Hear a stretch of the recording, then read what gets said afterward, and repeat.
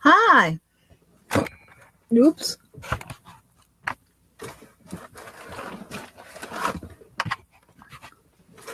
Hi, I'm Imogene, and I'm coming to you from Theodore, Alabama.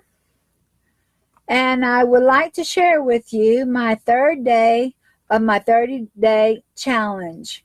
Topic is a time when I was sad and how it affected me. Well, actually, I had many days in my life growing up being in foster care and situations that made me sad. One of the things that comes to my mind is when me and my brothers and sisters, I had one brother named Irvin Rice. I had two sisters, one named Kendra. Well, her name was Bobby Joe before she got adopted. And also Juanita Rice, and we're only a year apart. And we lived together in foster home until we were about 11 years old. And so when the Powells Faith Home caseworker, Miss Gilbert, went down and talked to the foster parents at that time, they took me out of the foster care to emergency home, which was Miss Smith. Miss Smith was a 70-year-old widow who raised dogs for a living, and all of a sudden she has 4 wild kids from the country, me and my brothers and sisters. Well, our relationship with Miss Smith was very good. We felt secure. We didn't get beaten, and we didn't get abused, and we got to live a little. She took us to church. She was a Sunday school teacher at a Baptist church. And me and my brothers and sisters just loved her. Okay? We had our ups and downs, especially since we were young kids. But things always worked out. Well, one day, Miss Smith, my brother got separated from us because he went into another foster home. And I was sad because we were always together, and I was the oldest. I felt like it was my responsibility to keep us together, but it was out of my control. And so anyway, shortly after that, I ended up being separated. I decided to go move on campus at the Powells Faith Home because I was sick and tired of being in bad foster homes. So during the time I moved on campus, it was just about a month later after I moved on campus.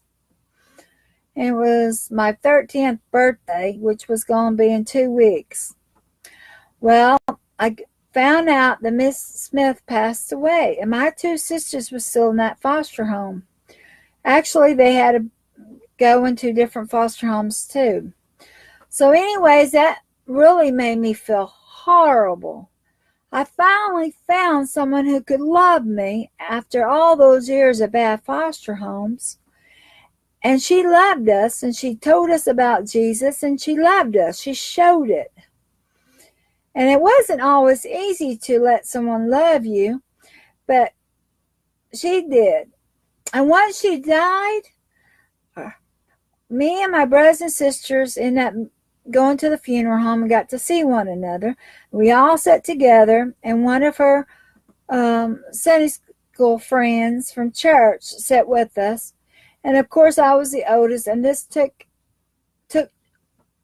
me for a spin. I really cried out loud. I try not to, but I have always been an emotional person, and so I couldn't help but cry because it hurt so bad, so very bad, that I finally let somebody love me, and then it was just gone. Well, anyways, I told myself, actually, I put a curse on myself, y'all. I told myself I would never, ever let anybody love me no more because it hurt too bad. And that's exactly what had happened growing up. When I moved on campus, a lot of people tried to tell me that I was pretty, but I thought they were just feeling sorry for me. And they tried to reach out. But my mindset knew back in my head that they're going to hurt me just like all the others. And it hurt too bad. So the only way that I might let someone love me, and it was Miss McCree in my cottage. She was nice to ask me to do things for her. And she was grateful, and she expressed herself how much she appreciated me and loved me. Well, after a while, she said that enough, and I started believing it a little. And all the other cottage parents on campus, which was eight parents, they all did too. And little by little, I did let them love me from time to time. But yet I still had that feeling, no, got to be careful. Don't want to get too close. So anyways, these feelings that I had wasn't easy. I'm supposed to be on a timer. These feelings I had, they come along with abandonment. They come along with bitterness because I had been hurt so much.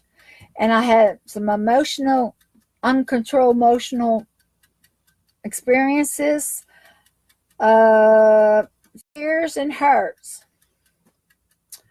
Well, anyways, after a while, I listened to my cottage mother.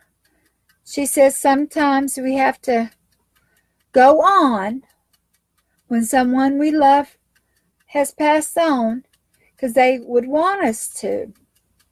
Well, that seemed to help me a whole bunch. And so I did, but I sure did think about her a lot. And so it also helped when I had these anxiety feelings of couldn't see my brothers and sisters. I went to Pelton Faith Home caseworker, and I said, well, I just can't take this no more because we had been separated. Me and my brothers and sisters were separated for a whole year. And after that year, I just couldn't take it no more because I was the oldest and I was always told to take care of them. So anyways, it was Thanksgiving and I had the opportunity to go visit them in my little sister Bobby Joe's house. She was the youngest of all of us, and there was 4 of us that I lived in foster care with. Anyways, we had a wonderful time. I was so glad to see them, always. And we did things together, and we put on makeup together. We ran in the backyard, and we played. It was fun. I enjoyed it because usually on holidays, I was always alone. But we were together, and I was very happy. And I took a lot of pictures because I didn't know how long we're going to stay together, you know. So I told my caseworker that I wanted to keep in contact after I got back from the Thanksgiving holidays. And it always made me feel sad because I missed them. But down deep inside, I had their telephone number, and I could call them, and everything was A-OK. But these feelings that people have, not only me, but a lot of boys and girls and people in foster care and everything else, has this feeling of fear, of abandonment, and hurt. And they are real. And the way I overcome a lot of these feelings is I had friends from not only my church, but I had friends I went to school with. And when my girlfriends like Loretta and her sisters and brothers and mom and dad, they invited me over. They made me feel at home. But I knew deep inside my mindset, I didn't want to oppose in this happy family. So I just stayed as, about an hour or so, and then I said, I have to go. So anyways, that always helped me when I went to spend time with Loretta and her family, and also my friend Juanita Manguia and her family. They took me to Mexico. Oh, I had a wonderful time in Mexico. Never been to Mexico before, and the Pelton Faith Home let me go. So when we went to Mexico, I was 13 or 14, I think. And we went across the border. And back then, you didn't have to have a passport. You have to have your birth certificate. So anyways, I got to spend a couple of weeks over there. I went to a Mexican wedding, and I danced, and I had fun. I looked older than my age, y'all. I might have been 13 or 14, but those guys didn't know the difference. They were glad to see me be dancing. So I danced, and I had a good time. And my girlfriends, and meeting Juanita's great-great-grandmother and her family, it made me feel good. And these times when I'm with somebody like a family, it does make me feel good. And enough times I was at Juanita's house, it really helped take away the feeling of abandonment, loneliness, and feeling like I was the only person in the whole wide world that didn't have no parents or mother or daddy or anything. I mean, it always hits me hard, especially when I was in school, and everybody talks about their mom and dad. Well, I didn't have nobody to talk about, and that used to get me really down. But I have to admit, the good Lord always sent people my way to reach out to love me. But it took time for me to even trust them and let them get too close. And with the hurts and the emotions, I really had to give that to the Lord Jesus, because those emotions and those feelings of abandonment, they are real, and they'll stick with you as long as you let it. But once I learned, when I accepted Jesus into my heart when I was 11 years old with Miss Smith at her church, because I knew I was loved, and I was told that Jesus loved me no matter what kind of situation I was in. And so I went down to the altar when I was with Miss Smith, and I asked Jesus into my heart. And I always knew he was there, because he got me and my brothers and sisters out of those bad, horrible foster homes. And we were in them for many, many years. So I always knew that I could trust the Lord. And he was always faithful.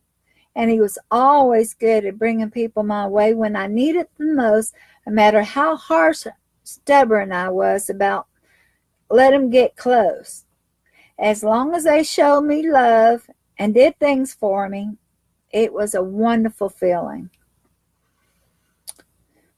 And so, bottom line is, there's a lot of emotions and things we're going to see in this world that's not healthy or good for us.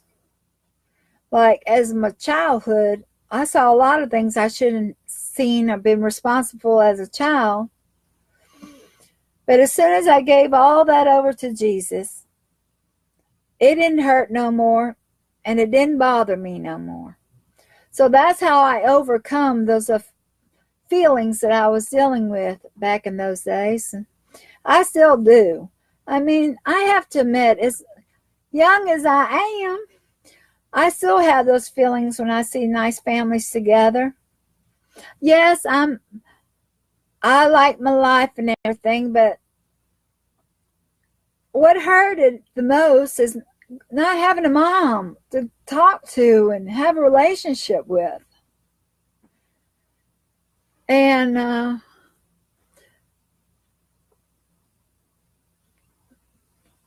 that hurts only because I see other people having, my good friends who has wonderful relationship with their mom and dads, and people I see, I know it's a blessing. So I appreciate the ones that has a nice family and everything.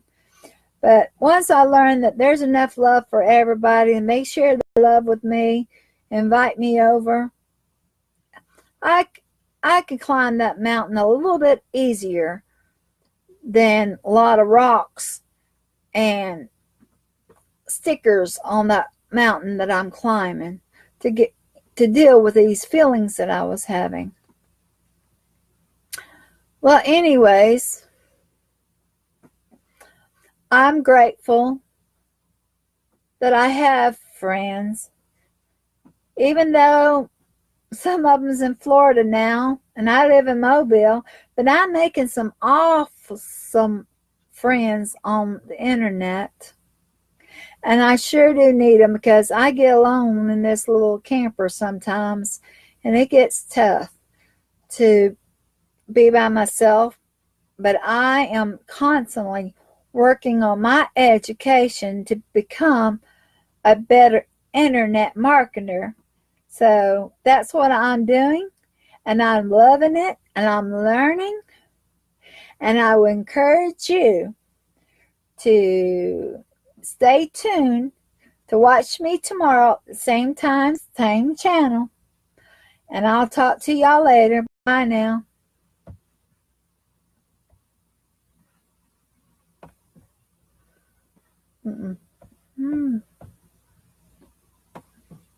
Come on, I got it. There we go. Bye.